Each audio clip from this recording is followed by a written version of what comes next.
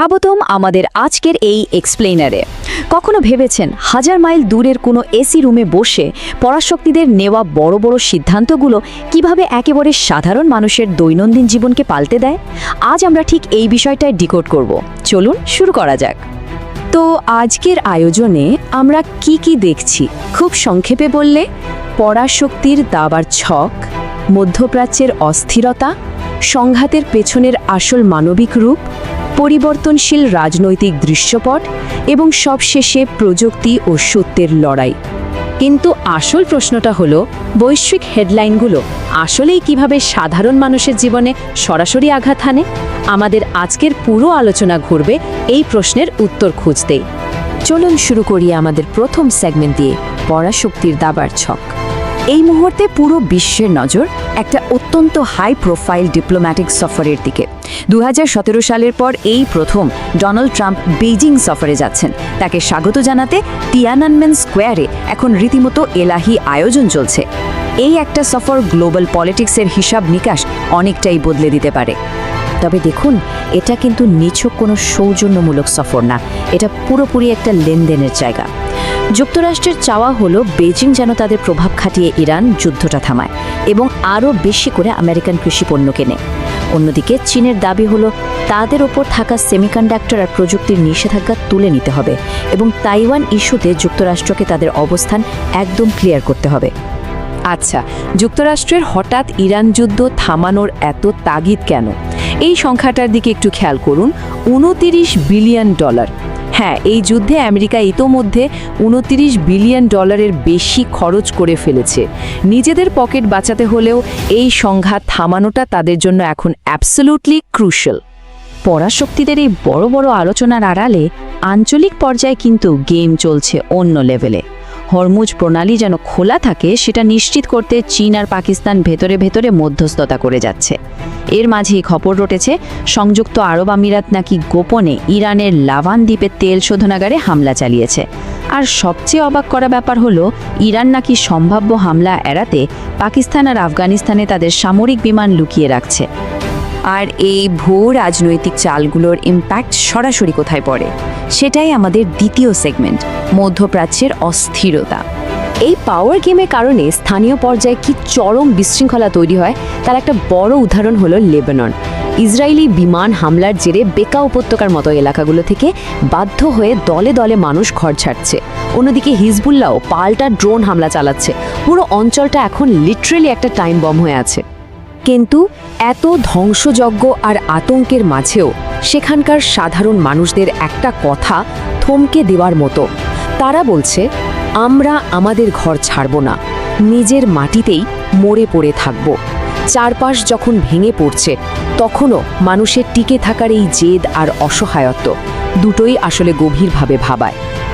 আর এই ধ্বংসযজ্ঞের কথা বলতে গিয়েই আমরা চলে আসছি আমাদের তৃতীয় অংশে, মানবিক বিপর্যয়ের আসল রূপ। রাজনীতির বাইরের হিসাবটা বড্ড কঠিন।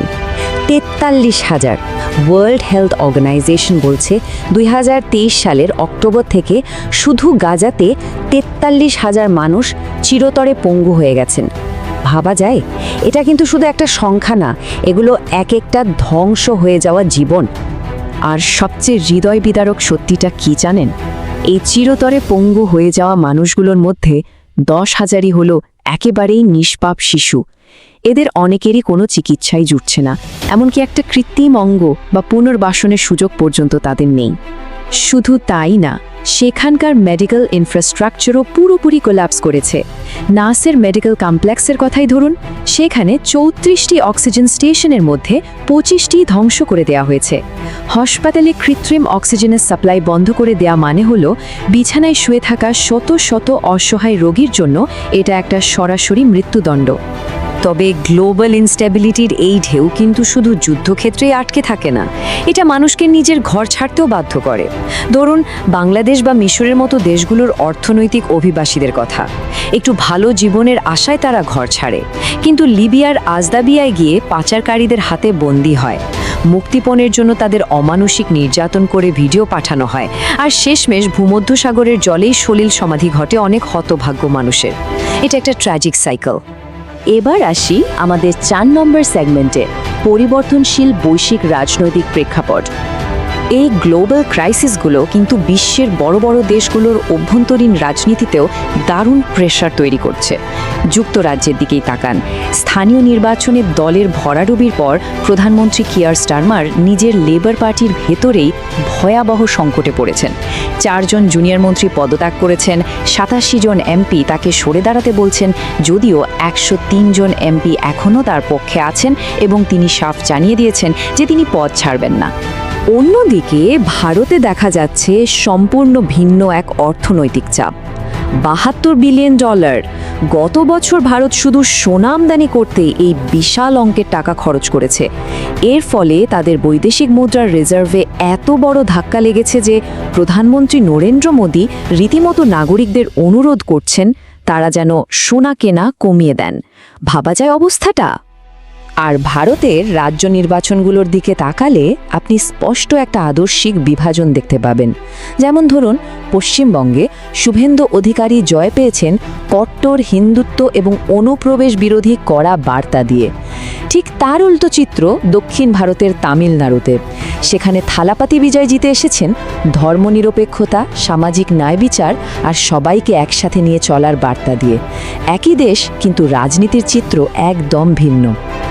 এবং সব শেষে আমরা চলে এসেছি আমাদের পঞ্চম সেগমেন্টে, প্রযুক্তি, বিশ্বাস এবং সত্য। আমরা এখন এমন একটা যুগে বাস করছি যেখানে সবকিছুর ওপর থেকেই মানুষের আস্থা উঠে যাচ্ছে। এই জরিপটাই দেখুন। ডোনাল্ড ট্রাম্পের ওপর হওয়া সাম্প্রতিক হত্যাচেষ্টার পর প্রায় 24% মার্কিন নাগরিক বিশ্বাস করেন যে পুরো ঘটনাটাই একটা সাজানো নাটক। চিন্তা করুন, একটা সমাজের এত বড় অংশের মানুষ যখন চোখের সামনে ঘটা একটা ঘটনাকেও বিশ্বাস করতে পারছে না, তখন বুঝতে হবে ট্রাস্ট ইস্যুটা কতটা ভয়াবহ পর্যায়ে চলে গেছে। আর যে প্রযুক্তির উপর ভর করে আমরা ভবিষ্যতের স্বপ্ন দেখছি, তার উপর থেকেও বিশ্বাস ভেঙে যাচ্ছে। ফ্লোরিডায় একটা পরিবার ওপেনএআই এর বিরুদ্ধে মামলা ঠুকে দিয়েছে, কারণ একজন বন্দুকধারী নাকি ক্যাম্পাসে নিখুঁতভাবে হামলা চালানোর পরিকল্পনা করতে চ্যাটজিপিটি ব্যবহার করেছিল।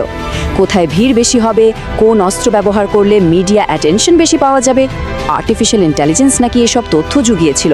ব্যাপারটা সত্যি গা শিওরে ওঠার মতো। বিশ্বাস আর পারসেপশনের এই খেলায় পিছিয়ে নেই বিশ্ব নেতারাও। ভ্লাদিমির পুতিনের এই ঘটনাটাই দেখুন। একদিকে চলছে ভয়ঙ্কর যুদ্ধ, আর এর মাঝে তিনি নিচে গাড়ি চালিয়ে ফুল হাতে তার ছোটবেলার স্কুলের শিক্ষিকাকে নিয়ে ডিনারে গেলেন। এটা কিন্তু এমনি এমনি হয়নি। বিশ্বের সামনে নিজের একটা মানবিক বা সফট ইমেজ তুলে ধরার জন্য এটা ছিল তার একটা মাস্টার স্ট্রোক।